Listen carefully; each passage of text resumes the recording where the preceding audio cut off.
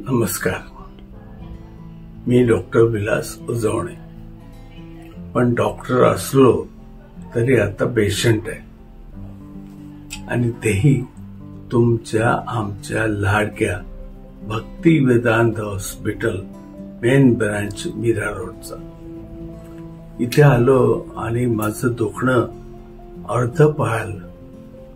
मी इथे liver cirrhosis आणि हार्टसाठी आलो होतो. हार्टचे माझे डॉक्टर हरमिंदर सिंग आणि बाकीचे इथले डॉक्टर प्रशांत पाटील, डॉक्टर जैन यांनी मला इतकं छान ट्रीट केलं की असं वाटतंय की मला काही झालं नाही.